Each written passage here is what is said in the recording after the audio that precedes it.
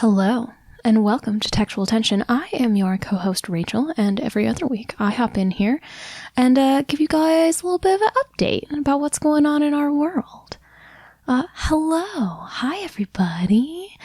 I'm going to go ahead and jump into all of our updates and announcements, etc., so we can get y'all into the episode. Hey, do you know we have Patreon? It's true, we do. It's over at patreon.com/textualtension, and we put up all sorts of fun bonus content and stuff over there. So if you've ever kind of been curious, after listening about all of these romance novels, maybe what the sex is like in the book, or if it's a particularly bad book, is there any way to fix it? Sometimes we talk about that kind of stuff and put it over there. There's bloopers. There's a lot of sass that got cut out of today's episode that went in the bloopers this time around, as well as live streams and just kind of all kinds of fun extra stuff over there. So if you're interested, maybe go check that out. Or if that's not in the cards right now, we would really appreciate it if you go do the whole rate, review, subscribe thing on your favorite podcatcher. It really helps us kind of get our name out to new people, or just tell a friend. We are wholly dependent on y'all for helping us spread the word and just being so great. So thank you so much. We really appreciate all the support that y'all have given us, and we love you. Dare I say it? We have social media as well. You can find us at Textual Tension Pod on Instagram and on Facebook. We tend to use Instagram a bit more. We also have a Discord. And you can find all of our episodes, as of this last episode, up on YouTube as well, if you wanna check those out. We will be going through and uploading our episodes from the back catalog to YouTube to kind of catch up, but there's a lot of them. It's going to take a while, and who knows when that'll happen. So if you would like to stay in the loop as to what's happening, most recent updates, do check out our Discord. There's a link to it in our Instagram, and the link in our bio over there. And there's all sorts of just kind of fun stuff that happens over there. It's a great community, and we also, like, every once in a while, I'll do an art stream, or we'll watch a movie together, or stuff like that. So it's a blast. It's a really fun group of people. We love them all. I think that is just about everything that I have announcement/update wise. So let me go ahead and hop on in here with some romance novel wisdom. It doesn't matter what your belief system, your background, your political affiliations, all women and just kind of want the same thing: to be safe, secure, food on the table, and to be kidnapped away by a dark, broody Zambo to a dark, misty castle in Scotland. No? Just me? Oh. I know there's some of y'all out there. It's not just me. All right, y'all. This episode is an absolute blast. However, I fully understand that it might scare a couple people away, given some of the subject matter. So this episode has a lot of political overtones to it for what will probably become obvious reasons. That said, we did our very best to, fully understanding that neither Margie nor I can approach topics like this fully, non-biased, but we did do our best to, provide research, to really have conversations about why things aren't okay in certain situations. And honestly, it was just a really, really fun episode. I think it turned out really well. So I hope you'll stick with it, even if at first it might sound like it'll be a little uncomfy.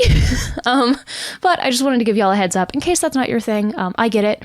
Political stuff is one of my anxiety triggers, so I'm not going to say this episode wasn't tough, because, like I said, I think we did a really good job handling it, and it didn't trigger me personally, but I totally understand if that's not your thing. So I just wanted to give everyone a heads up, and we'll cover it more in the triggers as well. So without further ado, here is episode 111, The Feminist Agenda.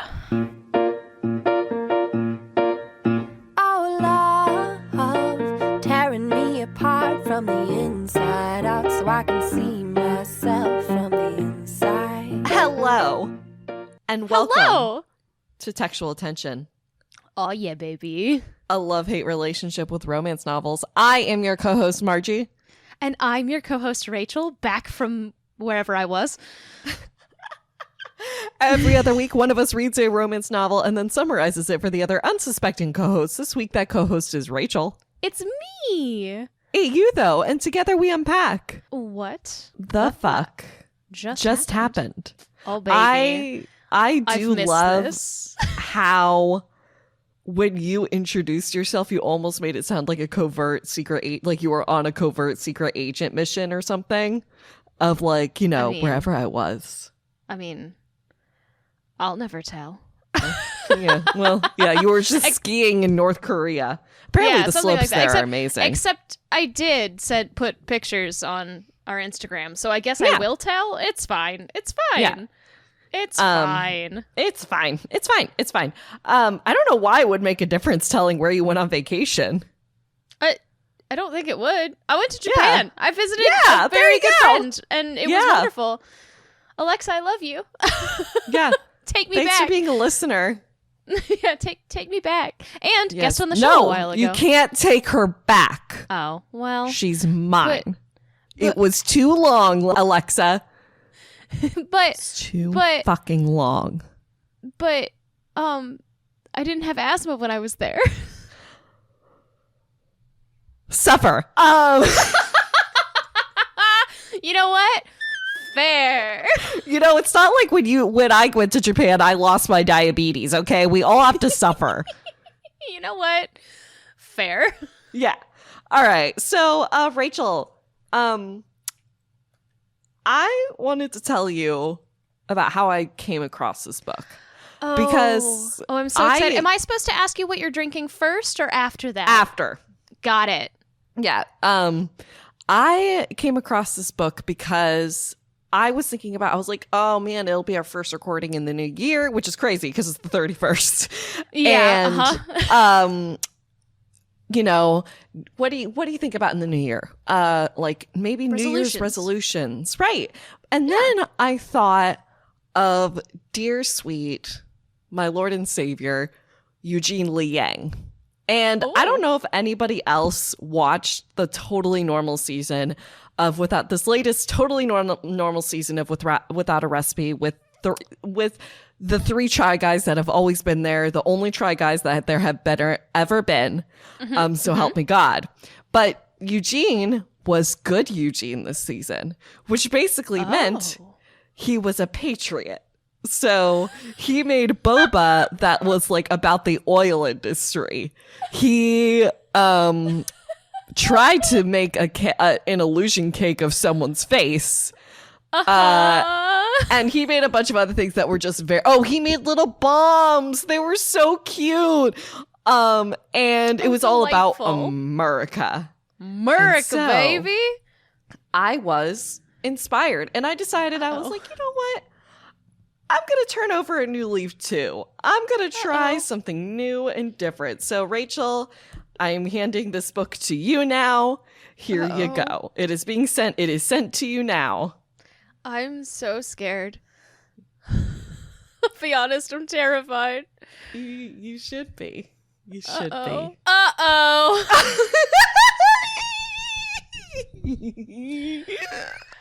Oh my, I need you to know that Rebecca sent me this book. I didn't read it, obviously, but oh my God. Okay. I did. Are throwing this out right now.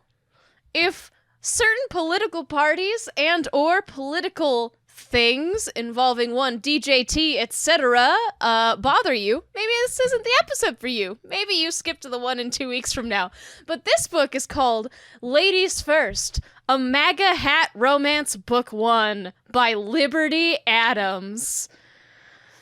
Oh, God. Yeah. It has a rating of 1.27 stars on Goodreads, which is the lowest rating we've ever had.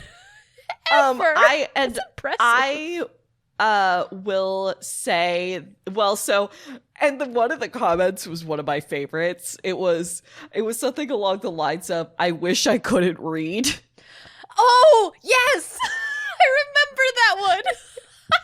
And you know how sometimes this book was the longest book that I have ever force myself to read. That being said, it is 79 pages. Oh no. It was so long. Oh no. And also, I was kind of hoping that this book was a parody. I was kind of hoping, just because, like, yeah, we'll get into it, but no matter what political affiliation side you're on, the cover, why don't you describe the cover? Because regardless, the cover is absolutely ridiculous. It super is. And then the cover, we'll do our normal rules. You'll do the cover, you'll read the back of the book. Yeah, great. Oh, and then also, but first, ask me what I'm drinking. Margie, what are you drinking? I'm a goddamn fucking proud Kentucky American, so I'm drinking bourbon. Hell yeah, you are. Flatboat, baby. Straight bourbon, as you should, My to get through this. Country, 'tis of thee. God. Oh, good Lord. Okay, so, I'm sorry, my eye was caught by the description of this, and I had to bring it back to the cover. So naturally, there's an American flag.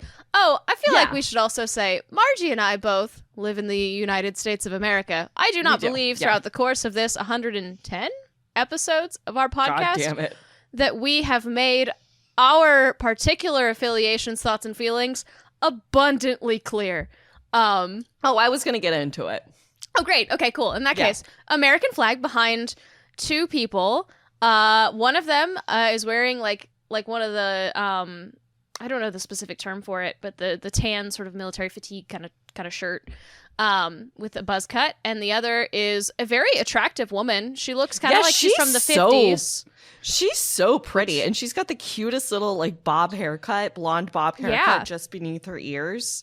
Mm-hmm. And she's got the jawline that I would pay for surgery for. Oh my God, it's a hell of a jawline. Honestly, it is a hell of a jawline. She looks like someone from the she's for like very 50s kind of style, which makes a lot of sense in terms of women's rights in this. She kind of gives me like Rachel McAdams in The Notebook vibes a little bit. Yeah. So it says, and then there's the title, Ladies First, bigger than the author's name. Good for her. Them. I have no idea. And so picture this. Top half is this picture of these two people caressing each other. She has her hands on his face in front of the America flag. Oh, and I feel like we should definitely make this clear because race does have something to do with this book, and racism. Yes. They're both white. Yes, they are both incredibly white. They're and so then white. It fades to black, and then Ladies First is kind of slightly below middle, and then there's a MAGA hat in the bottom. And that's... And Make for anyone America who might, Great Again. Yes, a red Make America Great Again hat, which if you are not from the United States and or have not experienced that, tell me your secrets. But also, it is a hat that was made popular by one Donald J. Trump. And no, he did not indeed make America great again. And this ought to be good. And by good, I mean not. Okay, all right, I'm going to go ahead and do this description, which I can already tell is going to make me a worse human.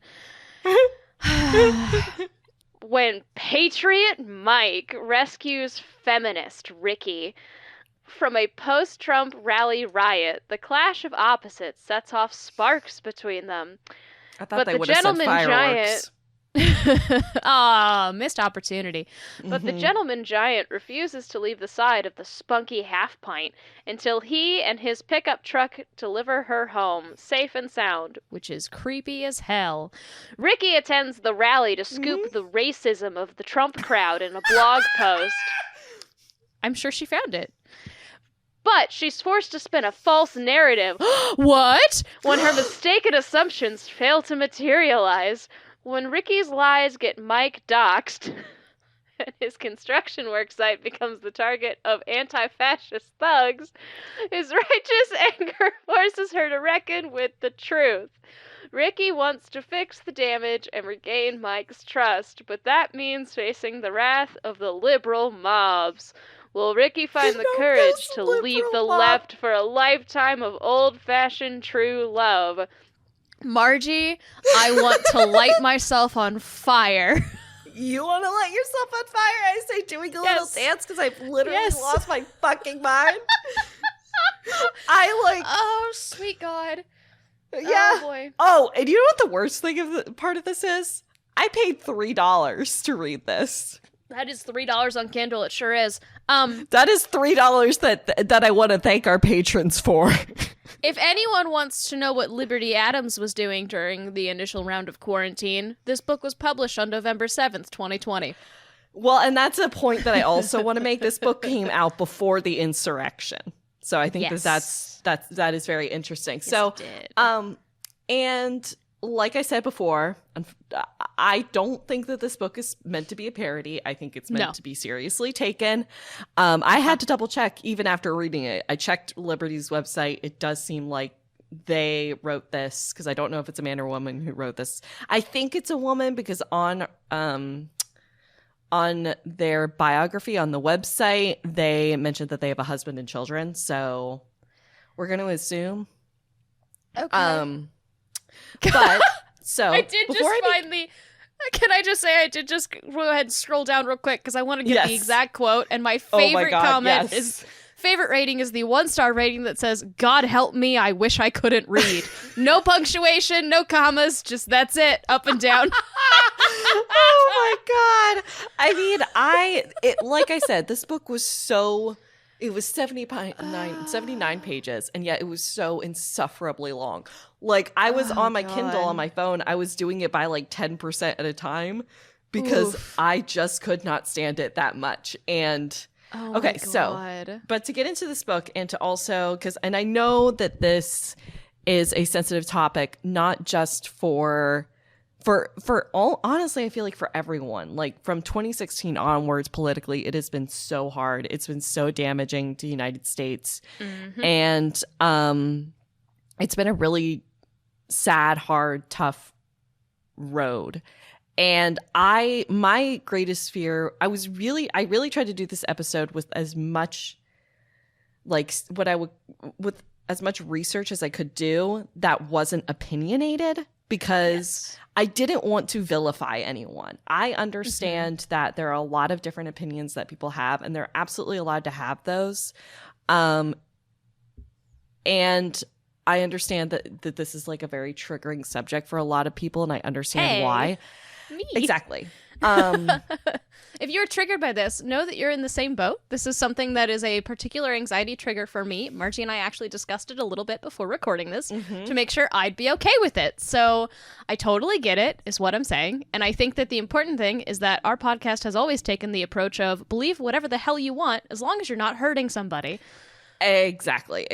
Or or being homophobic, racist and whatever, and I think that counts as hurting people, but I just want to make that very clear. Yeah. And therefore, and also this was a really hard episode or book to cover because so much of the information out there is still so opinionated. And this is going to absolutely sound insane. Two things. Number one, I do think people are after the same thing. We want food, water, shelter, like a safe environment for us and our children and our friends to live in, and healthcare. I don't think that. I think that we are coming from those things from very different perspectives. So I just want to. I hope I did enough. Hope I did that. What we're saying is we're doing our best. Yes. You know what our opinions are. I like to think that we're pretty open people. Just don't be hurting anybody. Oh, yeah, that was the other thing I was going to say. I'm a bleeding heart liberal, so... Yeah. Yeah, like... That said, we are bleeding heart liberals that, again, don't really care what... No. At least for me, anyway. I don't care what you believe. Just don't be a dick. That's the one Don't be a dick about it. Yeah. Yeah, just don't be a dick. Here we go. The triggers for this book. Politics. Racism. Fights. Fighting. Just like West Side Story street fighting kind of thing, all right? Exactly. Also, my throat is a little dry, so... Yes. Margie has the sexy voice because she's coming down with a cold. Yes. Hey. So, our characters. Ricky. our quote-unquote heroine, is a dyed green hair, black-nailed, black goth makeup-wearing liberal feminist leftist.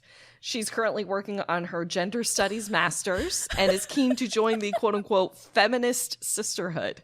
She sounds awesome. I love her. Oh, you won't. I don't think I will, but at least in that picture of her, I'm like, hell yeah. She sounds great hot as hell. For that perspective. I want to be her friend. Mike is a construction worker / general contractor. He's a big supporter of MAGA and lives by his quote grandfather's patriot values. Aw, yeah. So nice. Wait.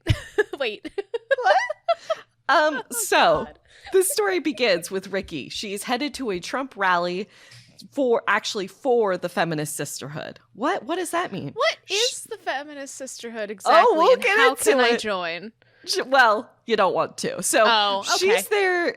Ricky is there to gather evidence of racism at the Trump rally for the feminist sisterhood. Hey, girl, you don't have to look that hard. You really don't. I feel like I need to be a third-party observer, but yes, you're allowed to make those comments. You know what I mean? Like, okay, I'm like, yeah, no, absolutely. Do you know what I'm saying? You're right. Okay, I'll rein it in a little bit, but but the quote feminist sisterhood is a group she's keen to be inducted into. Oh. It's basically a feminist cult. When you join, you get tattooed. Cool. There's public shaming in this cult, and you have to quote unquote prove yourself. Like Ricky has to join. So like over the course of this book, one of the girls in the book is who's in the feminist sisterhood is publicly shunned because her dad's a cop.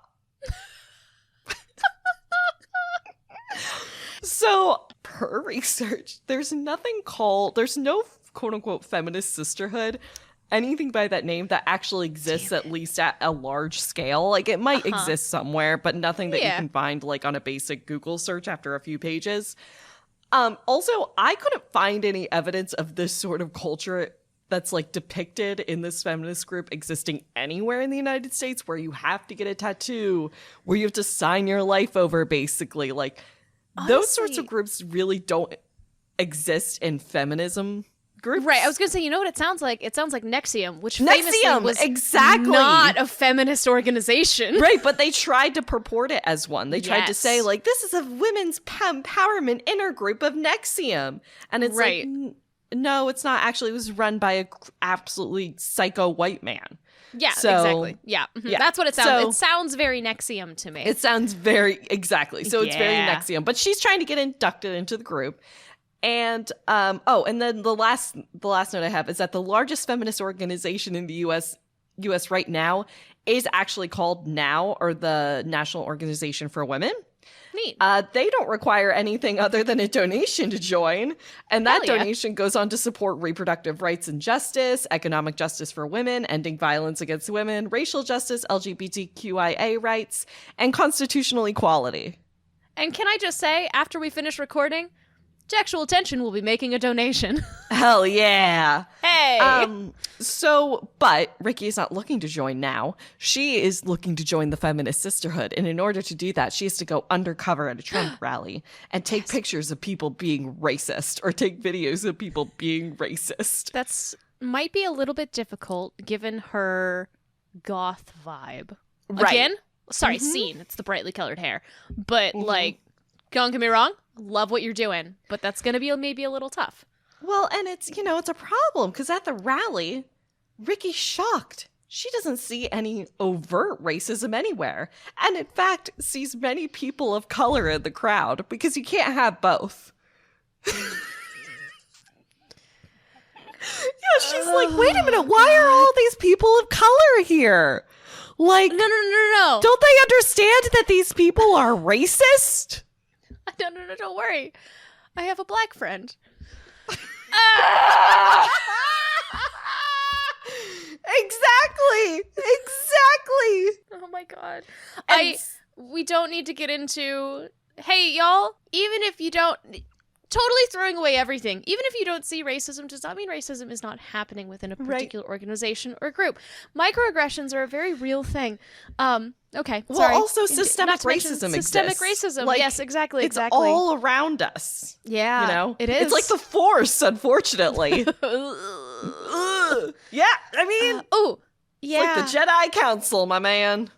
I feel like it's another, because this episode is riddled with disclaimers. Margie and I are also hella white.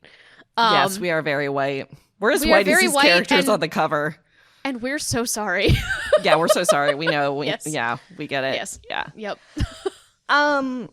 So basically, Ricky is upset that she doesn't see very, very clear, super clear racism right in front of her. And I don't know what she expected. Did she expect people to have T-shirts declaring they're racist, or like I'm with racist. I was. Yeah, exactly. I don't know what she was expecting. Also, then she's there, and then she's also surprised though that people there are nice to her. And I'm like, people. Yeah. I don't know. Like, it's almost like this is a very complicated issue, but like, I don't know. You're not gonna most people in this world just want to survive and keep doing whatever the hell they're doing, and they're not gonna be that big of an asshole to you. Not everyone. We just see the worst of it through media, but like most people, they can still be an asshole, but to strangers. I can't believe that this woman in this book has gotten as far as a master's, because she doesn't seem all that smart. Oh. Like, no. So, yeah. And then, of course, now former President Trump makes a speech at this rally. And it's one, yes. Can I make a comment? You may. Having your academic pedigree does not translate to like That's being intelligent or smart. Yes, of course, I have known people that are absolutely brilliant that have no degrees, and great for them. I have known people that have every degree you can get and are fucking idiots. It means nothing. Yep. There we go. Absolutely. Sorry, continue. Don't be sorry. That was a good comment to make. You are totally correct. So later on, so it's 2023 now. So now former President Trump does make a speech at this rally, and it's one where he refers to, I think it's Elizabeth Warren, as quote unquote Pocahontas. And I'm like, dude, there's your evidence. Like, why didn't you take a video of that? I believe. Now, I'm not a detective, but I believe we found the overt racism. Exactly.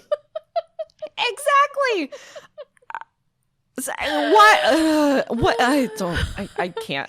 We can't. All We right. sit Nope, here we can't. forever, you know? Okay, so also, number one, I don't believe that all Trump voters are racist. I don't think, no. Number two, I don't think that people who are racist go around spouting that, hey, I'm racist. God, that's going to be taken out of context one day. Oh, God. Number three, your leftist friends, like, liberal people that you're hanging out with supposedly didn't explain systemic racism to you.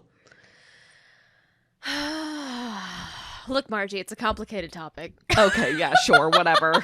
All that time on a university campus, no one had time to explain.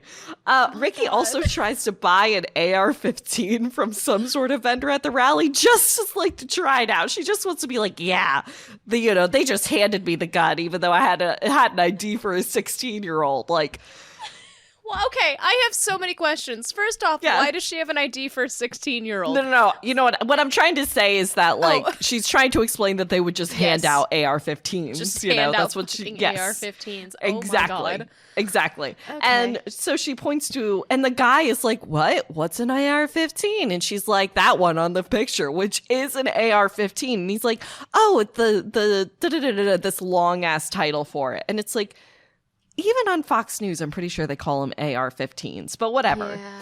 And that's he's definitely like, the more common name. Right. And the guy is like, "Oh, Missy, you can only buy that with a background check," which I have several notes for. I love the research you've done for this.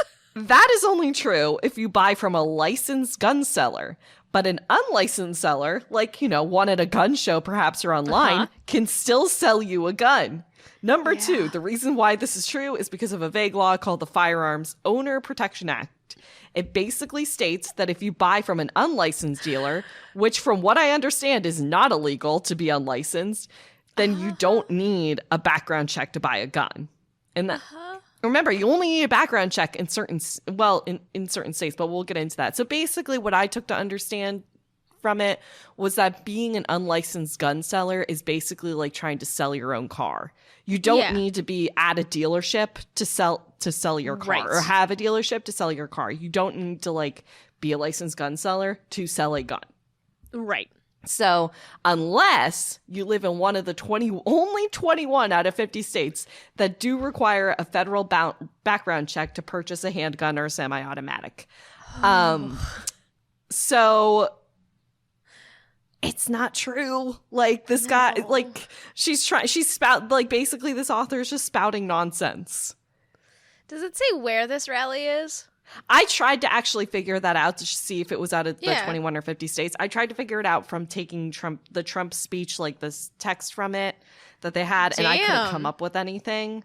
You fucking were thorough, man. I'm impressed. I tried, but yeah. So, all right. So she sees the speech and everyone's getting up to leave. And she decides she's going to wait around a little bit because she's like, I'm just going to let the crowd disperse. I'm going to take some notes while I'm waiting, and I'll get to the trolley after everyone else because I'm still kind of just observing covertly with my green hair at a Trump rally. So extremely covert. Meanwhile,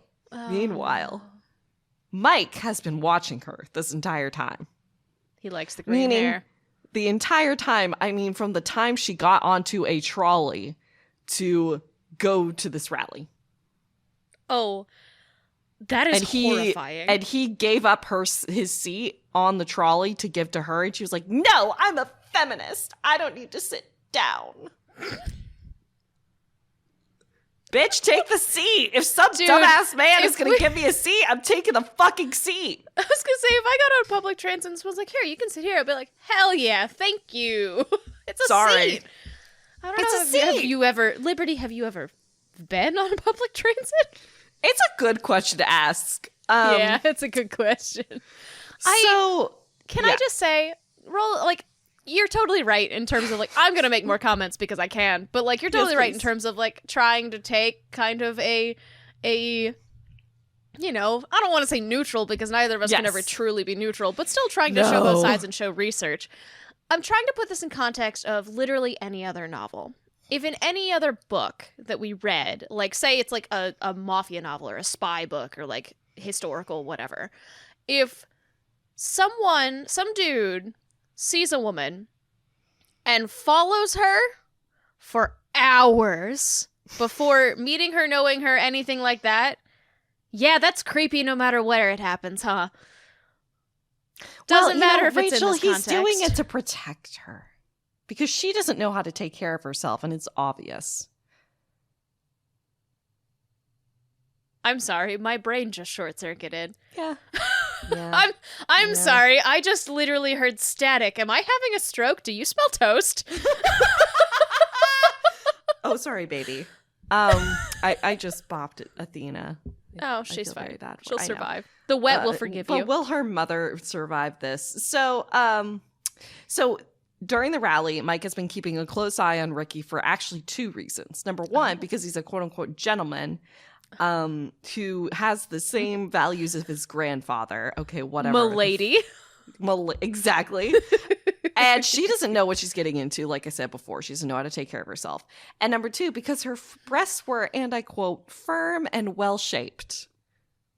I can't say I'm surprised because that's most certainly not the first time that we have read in a book that a chick's tits are described almost immediately. I'm not pleased, but I can't say I'm surprised.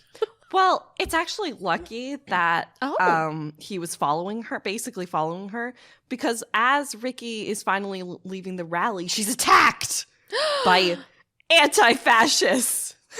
Oh, wow, that justifies everything he's done up to this point, doesn't it? And but luckily, Mike is able to fight them off, because you know, these Antifa guys, they're With his wimps. Just they're wimps, just like quote unquote Mike's sisters. Which, what does that mean? Mike, have you been beating up your fucking sisters? There is so much to unpack in that moment that I don't know if it's physically possible. I know! That's the problem with this book. There's so much to fucking unpack. Are you proud of me? I kept my notes down to 3 pages. I'm incredibly proud of you. And, like, of all those things, the thing that I choose to latch onto is the fact that he describes them as weak like his sisters. I am a feminist, actually. Yeah, I think it is weak like his sisters. Yeah. Yeah, I am a feminist, actually. And that's okay. My sister could crush this man's... Rachel's a real feminist. She's made a blood oath. Yeah. My sister could crush this man's head between her thighs. I would love to see it. Oh, she could. That woman is fucking strong as hell. That man would die happy. Oh my, I mean, yeah, but like... So. There is a lot of talk in this book. This is not the first occasion where they describe, like, there are these, like, alpha males, like, quote-unquote alpha males like Mike, which we can't even get into the fact that alpha malehood has been debunked. Like, it is not a real thing.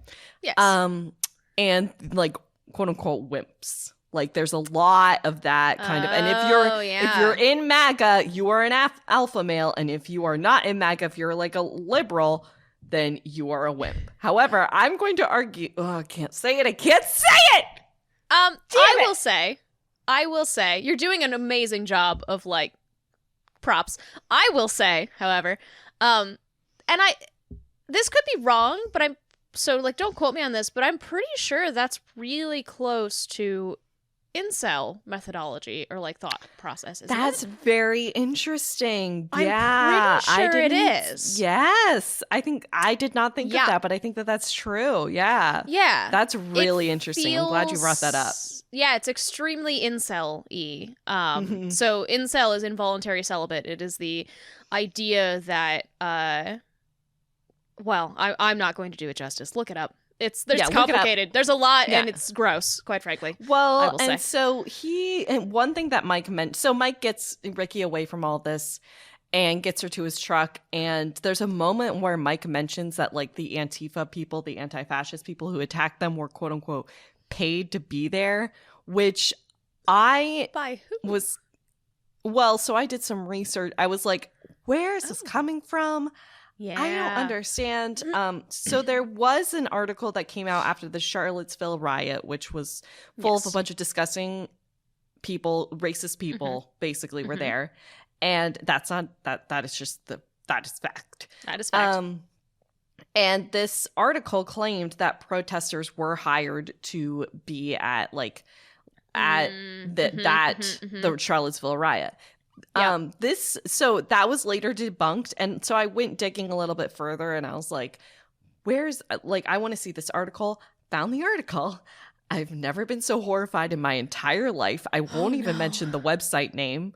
I felt like I felt really just grossed out and felt like I needed to cover my computer in bleach because the original post that I found was on a website so anti-Semitic that it made my skin crawl. It was disgusting. Absolutely disgusting. Can I just say you have a higher threshold for things like this than I do, and so that is like, oof. Oh God, yeah, I believe you. It was genuinely very horrifying. I was like, I literally felt like, oh my God, just going to this link, I feel like I'm on several government watch lists now for good reason because it was really horrifying. So I just wanted to put that out. Like, it was just a little rabbit hole that I went down. So Mike gets Ricky out of there. And remember, he's attracted to her. He's still into her. And he's like, oh, you're just a little liberal. Here, let me take you out to dinner. So he takes her to a diner. And I hate this. Yeah, and they discuss politics a little bit. And pretty much, but when I say discuss, what happens is that she'll say something that is like legitimate and valid. And then he'll basically laugh in her face and tell her why she's wrong. And then she doesn't say anything back. Oh, good. That's Here's the problem, is because this is written as to be like, it's very real because it uses very real events and very real situations. Yes. In that, like, I feel like I'm judging it more harshly because it's so, like, I don't know, like, when something's fantasy or whatever, like, yeah, like, it's a, you know, nothing's real, it's fine. But this one feels real. And so it's like, I have a little bit of a harsher criticisms for some of these things that we've seen in other books, but, like, I feel like for me, though, maybe because I've actually read it, it feels like a warped reality where I'm like, okay. I was like, but all of this is not true, you know? Right. Yeah. Because she's trying to, the author Liberty is trying to create this character of a feminist and a liberal that isn't real. So it's hard to take this book, you know, as anything less than fiction, when in a way I feel like I am supposed to be Ricky, like I'm supposed to be like this, you know, feminist, liberal, whatever, and I don't feel like I relate to that character at all, and so therefore I don't feel like it feels like fiction to me. It doesn't feel like reality. However, I do feel like this book is still very damaging. It's just not yes, it is. Great. Again, but on the other side of that, I feel like a lot of other people feel that way because it got 1.27 on Goodreads. So yes. And what I will say is, in the effort of like being not even devil's advocate, of like, you know, trying to show both sides, is that I imagine, I mean, there definitely is a lot of media geared more towards the liberal side of things that represent Republicans in a way that they don't empathize with either. Well, and that's like what I was afraid of when I was doing this book, is that I didn't want to, like I said, I didn't want to villainize people who supported Trump, because I had I have friends who have voted and voted for Trump, and I'm like, it's hard, but it's like they're still my friends, you know. Right. Well, and it's almost like, and this I will just dip a toe into the soapbox or onto the soapbox, but it's something that like I am really passionate about when it comes to politics. I don't get into politics hardly at all, but the thing that bothers me is that it's not black and white, and maybe showing a little bit of empathy for someone else goes a long way. Right. Like, you can't just say like, oh, I hate all Republicans. I'm like, no, you don't. You don't. You just don't. And you can't. And also you because can't. That's part of the problem. Right. It goes both ways. Right. As much as we don't, I think that it's easy to just say, no, they're wrong and you're right. Yes. But it's not that simple, because people aren't just going to go away too. What do you think is going to happen? Yeah.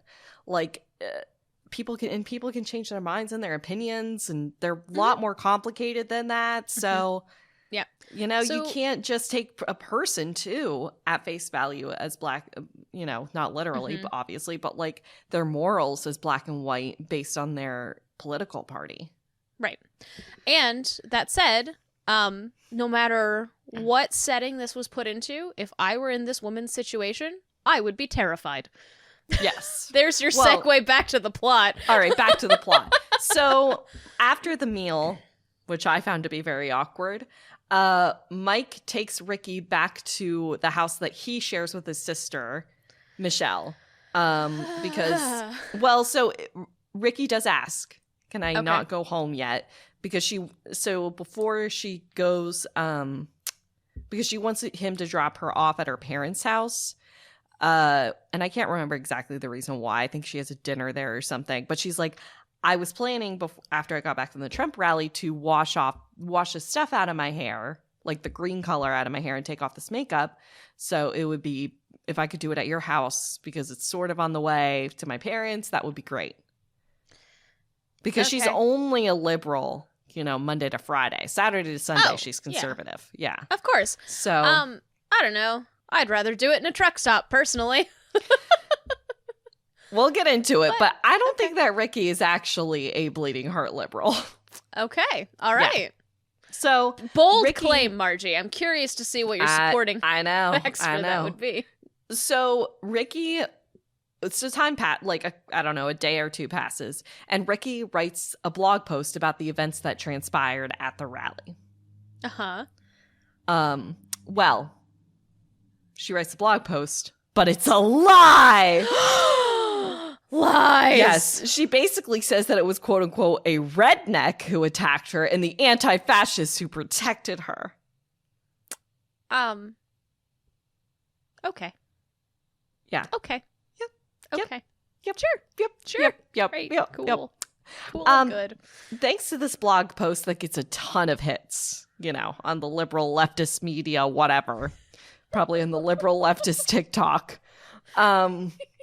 She's fully inducted into the Feminist Sisterhood. A feminist That's a sisterhood. bad sisterhood that takes that without proof, but okay. Oh, yeah. A feminist sister. Well, it's not about the proof, Rachel. Oh. It's about the blog shares. It's about how many people reads it. It's about how much support they get. Popularity. Absolutely. Yes. It's all about those It's not clicks, about the baby. truth. One like equals one prayer. Right, exactly. And this is a feminist. 1 gallon of water sent to Africa. This is a feminist sisterhood too that drinks wine spritzers at country clubs and smokes cigars after meetings. I lied. I don't want to be. I mean, the cigars are fine, but I don't want to be part of that feminist sisterhood I don't anymore. either. Also, I don't know where this feminist sisterhood exists. Honestly, where is the sisterhood that operates in a country club? Maybe we just don't know because they're rich, because they sound rich, and Right. You know what? It's run by Hillary Clinton. Yeah, that's probably what the implication is. I need to stop being opinionated. I'll say it. Eat the rich. Keep going. All right. So she's in the sisterhood, but at what cost? Because she lied. I mean, she can't be in the sisterhood. She cares about her morals, and obviously, they don't care about their morals, right? No. Obviously. Well, so, and then I wanted to give a little bit of background into Antifa, and I felt like that this was a perfect, little summary of it. So in Antifa, the Anti-Fascist Handbook by author Mark Bray, who was an organizer for the Occupy Wall Street movement, he laid out the Antifa's methods in this way, quote, "Despite the media portrayal of a deranged, bloodthirsty Antifa, the vast majority of anti-fascist tactics involve no physical violence whatsoever. Anti-fascists conduct research on the far right online, in person, and sometimes through infiltrations. They dox them, push central milieu to disown them, pressure bosses to fire them. But then, it's also true that some of them punch Nazis in the face and don't apologize for it." But Margie, that's exactly what the creator of Antifa would say. I just wanted to put that out there. And also I did some research. I couldn't find much evidence that Antifa is particularly violent or that they would just attack somebody at a Trump rally. That's not really their style. They're usually much more peaceful, but I will say that's not the case 100% of the time. Right, absolutely. But, I mean, it never is, right? No. Yeah. So, Ricky gets inducted. She's so happy, but she's like, oh, this darkness inside me from my lie. Oh. Also, I can't afford all of these country clubs. Well, she also says that she wears secondhand clothes because it's because to be more frugal, and also I don't want to live any better than the bottom half live or something like that. And I'm like, that's not okay. That's not... Also, it's more sustainable in general. Exactly. I'm sorry, it's not capitalist. I'm sorry. Yeah. It's only a little bit capitalist. So Right. Yeah. Right. Yeah. It's capitalism light. And also I'm like, oh man, girl, can you afford new clothes? Good for you. Good for you. Good for Jesus you. Christ. Man, the feminist sisterhood must pay real well. Honestly, I mean, they don't actually pay you, but you do get a free membership to a country club. Whatever you can do with that, I don't know, but you know. So then Mike shows up at her parents' house. That's the guy who saved her, right? Who's the love interest, and tells them about her fake blog post. Gasp! How did he figure it out? Oh wait, he's stalking her. I forgot. Never mind. Right. I no longer have that question. So I hate this. So first off, because he's telling her parents like she's a child who's done something wrong on the school ground, instead of just coming to her directly about her lie. Like, if, she did in this story, she did legitimately lie about what transpired at that rally in this story. But why did you go to her parents about it? Yeah, why? How? She's an adult woman. Obviously, he is not an adult man, however, so... No. Okay. Mike says that his business, that he's been doxxed, which I'm like...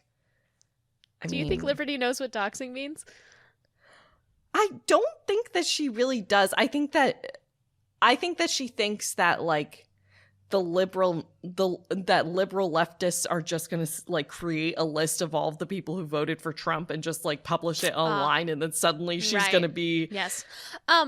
For anyone who does not know, doxing is when... thank you. Yes, people online find your personally identifying information, PII, and either make that public or harass you in some way as a result.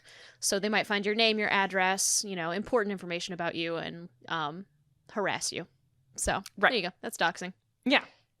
And it's just so weird to me because it's also like, I feel like Antifa or whatever, whoever does doxing, would only dox you if you had done something horrible. Like, they're not interested in your standard Trump voter who just voted for Trump and goes to rallies. They're interested in people who, like, are racists, I think. Anyone can dox anybody else. A lot of it ends up actually true. just being social engineering in terms of, like, hunting down people's posts on different websites and backtracing IP addresses and all that stuff. Anyone can dox anybody. As long as you believe. Unfortunately. As long as you believe. If you believe. But my question is, she referred to him as a redneck. Did she post a picture as well? Did she refer to him in any way? Because you have to know. Not on the blog post, but she did refer to him. She did reference, like, this guy, Mike, who works for this company while she was with the Feminist Sisterhood. So the Feminist Sisterhood got his information out. The point I was working around to still stands. Anyone can dox anybody. I think the intent, if you believe. The author's intent is that there is some vague, menacing liberal entity that is going around doxing specific people. Yes. Because. Got it. Exactly. Okay, got it. Exactly. Just wanted to make sure I understood the author's intent. Thank you for stating that more clearly than I could. Got it. So... Ricky's parents shame her. They tell Mike how sorry they are and tell Ricky basically that she's entirely on the wrong side about her blog post, about the movement she's in, and the side and what Mike is fighting for. I thought that she was into public shaming because the feminist group does it. So I thought maybe that was her thing. Is that not her thing? Or is it just not cool when her parents do it? It's just she wasn't really into it when somebody else was being publicly shamed with the Feminist Sisterhood. Okay. Yeah. All right. Yeah. Don't you hate it when that happens at our Feminist Sisterhood chapter meeting? I mean, honestly, we don't publicly shame people. We just sacrifice them. Honestly, the most unbelievable part about this entire book is that she was able to wash green dye out of her hair relatively quickly and not have a green tint to her blonde hair. Amazing. Well, I doubt that Liberty has done much color dyeing to her hair. Also, it could have been something like Kool-Aid. The Halloween spray stuff? Or Kool-Aid color. I did know people in college who colored their hair with Kool-Aid. Interesting. I didn't know you could do that. Oh, yeah. Yeah. Very temporary. Neat. Very temporary. But, neat. So Ricky, after this, she's so ashamed. She's so upset. Oh, she doesn't know what to do. So she opens her computer and she writes up another blog post. Coming clean, like Hillary Duff. She renounces everything that... Yeah, thank you. Ricky renounces everything she's ever spouted in support of the Feminist Sisterhood. She says that the Feminist Sisterhood is full of lies and hypocrisy. She's going fully to the other side now. Yes, to the side of conservatism. That was fast. Yeah. Look, so people can change their minds. Yeah. Maybe if you change your mind that quickly with so little research... you didn't really believe that much in the first thing that you believed in, huh? Oh, really? I don't know. You think so? Yeah. So now She puts out that blog post. It gets tons of hits again because her first blog post did. Sure. And now the Feminist Sisterhood is picketing her apartment along with Antifa. Picketing? Yeah. They were violent. Well, they're picketing right now, but they're waiting. Oh. They're ready. They want to draw blood. Oh, of course they do. But they haven't seen her yet, Rachel. Oh. Mm-hmm, Yeah. mm-hmm. Yeah. They haven't seen her green hair yet. Yeah. So, and Ricky, and when the picketing starts happening for whatever reason, I think that Ricky's like at her was staying at her parents' house or something. When the picketing starts happening outside of Ricky's apartment, she's not home. So like she goes back to her apartment and she sees the picketers, right? And unfortunately, and she like, Ricky calls her roommate and is like, oh no, like this is happening. And her roommate is like, yeah, you're a bitch. I'm moving out. And the Feminist Sisterhood has renounced you. Oh, You're her kicked roommate's part out. of the Feminist Sisterhood as well. Yes, okay, of course, you know. You're right. We are all in on it. We're all in on this Feminist Sisterhood secret. Where did you get your tattoo? I got mine on the bottom of my ass. I like to be a little bit tasteful. It's a tramp stamp. Oh, of course. Yes. Of course. Well, I have my Ryan Reynolds tramp stamp. No regrets. No regrets. From Mint Mobile. Maybe we need... Mint Mobile sponsor us. Maybe we need t-shirts to sell t-shirts that just say Feminist Sisterhood.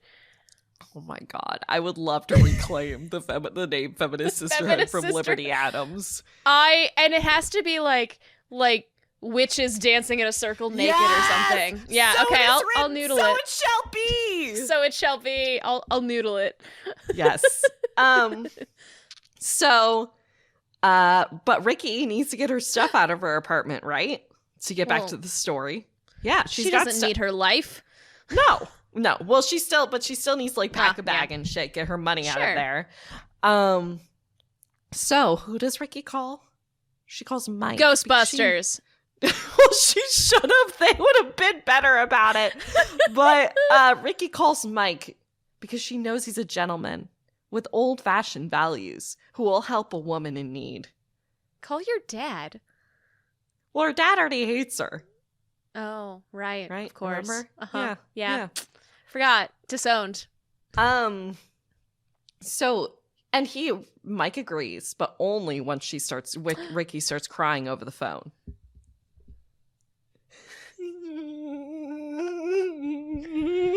I'm sorry, Margie. I can't finish the podcast as my head is currently shoved in the wall behind me. I apologize. I love with that little noise that I just made, my computer was like making music. Yes. the ever-present screaming in my soul. Oh, the God. song of its people. Oh my All right. God. So, Mike briefly, I don't remember why, takes Ricky back to his house where his sister is. His weak sister. His weak sister, who I'm assuming she's a stay-at-home sister.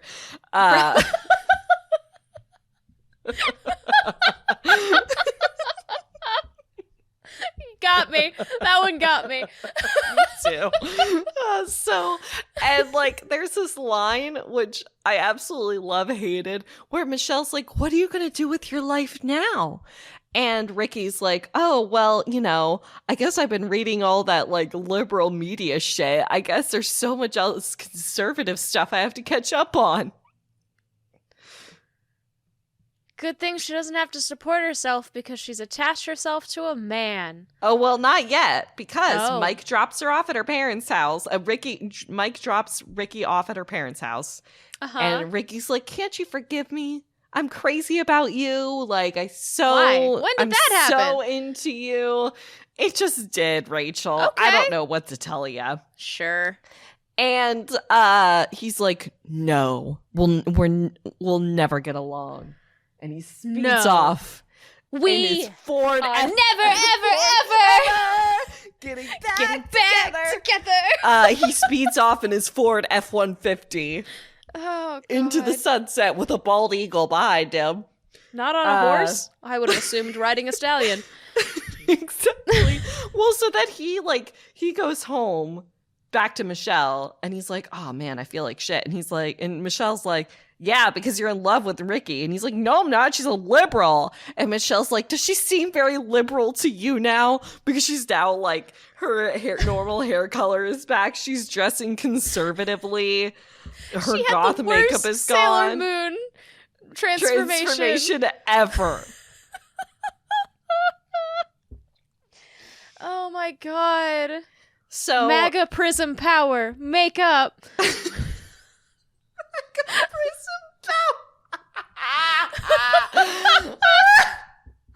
Oh god.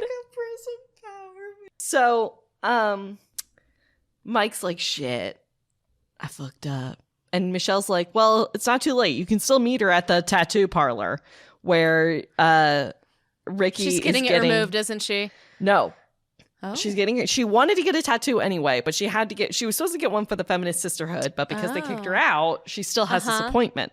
Yeah, she still has to get her tramp stamp. You definitely can't cancel a tattoo appointment, something that's permanent that takes a lot of thought. And okay, sorry. Right. So she's at the tattoo parlor. Mike comes in and he's like, listen, I can't tell you what to do, which I'm like, I can't tell you what to do, but like, I really don't want you to get this tattoo since you're my girl. And she's like, I'm your girl. And he's like, yeah, boo, you're my girl. You want me to, and she's like, yeah, I guess you're right. It's a lifelong commitment. Maybe I shouldn't do this. And he's like, you're right, babe. You're right. And then he takes her back to the diner and they eat again. Assuming they talk about conservative things. And it's very weird scene for more than one reason. The number one being that like suddenly he's so concerned about making sure that she understands that this is her decision. Yeah. That feels real manipulative. Well, it's not even just manipulative. It's just like, but everything you've done this whole book is kind of you not overtly suggesting, but suggesting that she doesn't know what she's doing. Yeah. So maybe you're trying to manipulate her. Person. Right. You don't think you haven't up to this point treated her like her own human. You've treated her like a child. Exactly. So all of the sudden, it's very important. She can make a real life decision about her own body. Yeah. Yeah. Which I'm all for, making a real life decision about your own body, but I would guess that if she had made the opposite decision and say, no, I actually am going to get a tattoo, no matter what it was, he would have ended a relationship right then and there. Like, he would have not been okay with it. He makes it sound like he would be okay with it. So, we can only speculate. Me. Yeah, you can only speculate. But, yeah, that's ladies first.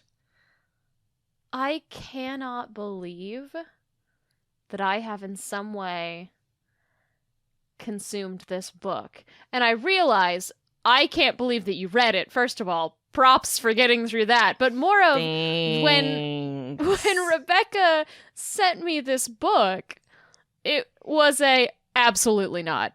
Nope, never. I am never consuming that book. And I've consumed it somehow through you. Margie, we are one. We have joined our own sisterhood through the consumption of this book. So ratings. All right, so no, I don't know if we. Yeah, we can. I guess we have to rate it, don't we? There's you're right. There's nothing wrong with it. So technically, there's nothing wrong with it. And we'll get into what is wrong with it. But so characters. Her, Ricky. With an I. I mean, okay, Ricky with an I. Let's just give it across the board. Let's just give a 1, and I will give reasons why. I think that Ricky is a flimsy character. Like, she doesn't. If you can switch that quickly from quote unquote one side to the other, if we're considering these sides to be, let's say, like, it should be more complicated than that. It should be more of a dilemma of switching and like entirely changing your values. And your whole value system essentially.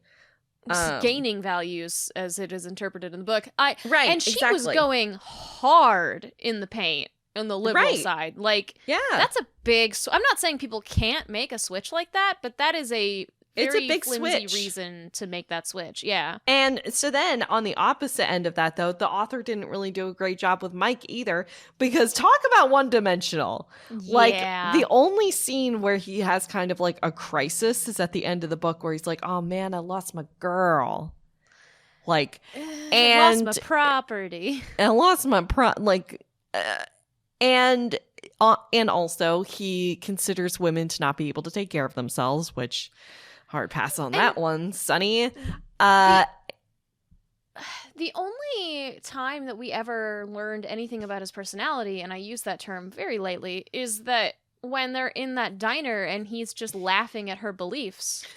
Yeah. And if you talk about personality too, like, we don't know his interests. We only know that he lives by his grandfather's standards, which, like, update your standards, buddy.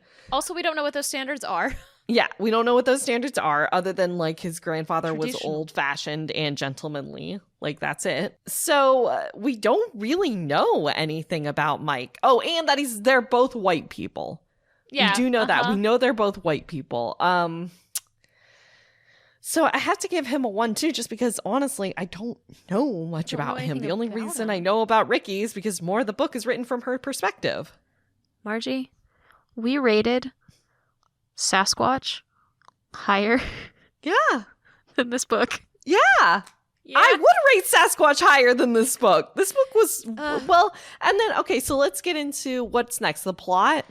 Let's get into the plot, which is not that Sasquatch is true, but it's not trying to claim itself to be anything related to the truth. I think that if you have a hat across the front that says "Make America Great Again," you are at least trying to say that what the values and the moral or the politics in this book are properly presented. I think that you are trying to claim that, and it's not. It's not at all. Well, it's not correct. That's the thing. Like, if we remove this, even the political argument from this, if you have a book that is very obviously marketed towards one set of beliefs, you got to represent those beliefs. And in this, you haven't represented the beliefs. You've just said they're bad, though, but they're bad, so it doesn't matter what we believe because they're bad. And it's in the words of Eugene Liang, I'm right, you're wrong, shut up. And that's pretty much what they're trying to say. And it's like, but you're not presenting the other side correctly or fairly. Right. So. Yeah. Well, and they're not giving reasoning behind their actions. Right. In either instance. Right. The reason is, but they're bad. Okay, but what? But why? How? Why are they bad? Why? How do you think they're bad? How do your beliefs differ? Right. It's not an argument or a conversation. It's an echo chamber, which, boy, ain't that accurate in a lot of ways, huh? Yeah, so yeah. So there was no smut. No, there wasn't. They kissed at the end of the book. That's it. But Margie, it's traditional values. Of course they didn't fuck. Oh, yeah, she's probably, but also she is in the feminist sisterhood, which means she's banged a lot of women. Which means also that she's still a virgin. Yeah, I was going to say, poophole, loophole, so yada, yada, yada. Yeah. I mean, she's saving herself for marriage. She can find the clip, but she's never seen a penis. Yes, absolutely. Which, again, no, she's seen them when she's cut them off men. Saving yourself for marriage is not a problem. It's your choice. It's your body. Do whatever the hell you want. Yeah. But, like, I don't know, man. This representation of feminism is deeply damaging, and I hate it. Yeah. There's a lot of things in this book that are deeply damaging, but, like, I've put in, I don't want to say a lot of work, but I've put in work in terms of my own, just the feminist agenda in general, which, by the way, is not that women are better. It's that everyone's the same. Yep. Wild. Yeah. Which means that if men are trash, women are also trash. But, like, it means everything. It doesn't mean it doesn't mean that, like, you can't show a topless woman in a movie. It just means that, I don't know, maybe show a man in the same sexualized way. Or maybe it should be shown equally in the industry that way. Or maybe in this, when they're filming the scene, they should treat the person who's going topless with respect and make sure that they feel comfortable and make sure that the audience knows that that actor feels comfortable filming that scene. Yes. Maybe we sexualize both, because if you absolutely can't wrap your mind around the fact that maybe we don't overly sexualize a particular, like, biological sex, that and gender, etc., that maybe, you know, if you have to sexualize something, maybe sexualize everybody. Wild. I don't know. Wild. If you have to. Anyway, let's, anyway. We can talk about that at our next Feminist Sisterhood meeting. You're right. I'm sorry. I'll bring the candles. Yeah. Is it my turn to make a blood sacrifice this time? Or is it yours? You're supposed to bring the kittens. Oh, no, man, not kittens. I know. Not kittens. I know. We can't do cats. We could probably get away with a puppy. Well, I was just going to literally hold out my palm very dramatically, the most painful part of your body to be cut and make that I mean, as long as you drip it into a suitably ornate goblet, then I think we're good. The Dark Goddess will probably accept it. Yeah. So what about an overall rating? If I have to give it a rating, you know what? No. I'm going to go with the ladies who have already, or I'm assuming the ladies who have already judged it. Ladies and persons who have already judged it, 1.27. Well, but it's a Goodreads rating, so it's higher than it probably should be. So you could probably get away with a solid 1. Yeah, 0.75, 1. I will echo the sentiments of one of our wonderful reviewers and say, my God, I wish I couldn't hear. My God, I wish I couldn't read. Yes. Well, okay, so this book, I feel like, for a very different reason than normal, falls under the category of there is so much to unpack that we can't unpack it all because we will be here for days. Forever. And I don't want to edit that. I have a sisterhood meeting to attend. Yeah, me too. Yeah, we gotta go to oh my God, we're already so fucking late. Jesus Christ. That's fine. You know what we should do? We should bring cigars. Because if we bring cigars, they're going to be less mad at us. Yeah. Yeah. Ooh, we're going to the country club. Will you bring your swimsuit so we can get in the hot tub? I don't need a swimsuit for the hot tub. Oh, you're right. It's the Feminist Agenda's country club. We don't need swimsuits. We burned all of our bras. I forgot. All right, guys. Thank you, Aylin for the use of her song "Oh Love" off the album "Beheld." We love it so much. It's a bop. And I'll be honest. Normally, I want to hear your opinions, and I do to some extent, but I'll be honest, I do not want to incite a political discussion. We don't want Antifa picketing outside our house. I would ask our beautiful listeners, it's not that we don't care about your opinion. Obviously, we really do. We would like to know your opinion on this book in particular, for legitimate reasons. I would argue that I really don't want this to incite a political discussion per se. Yes. In our chat. Good question. Because yeah. I value your opinion. That can get real toxic real fast, and I do not want that. We are a safe space. We are here for book enjoyment purposes and friend purposes. So I don't know. The rule applies to everyone. Please don't be a dick.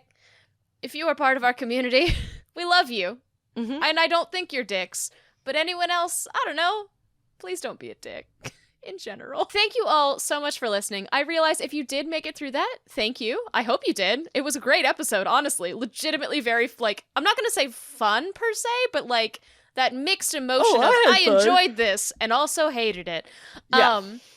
But thank you. We love you. We appreciate you. And it feels good to be back. I feel like we haven't recorded in a long time. I know. Well, it hasn't been. Well, thank you all so much. We love you so much. And hey, we'll see you in 2 weeks. Bye.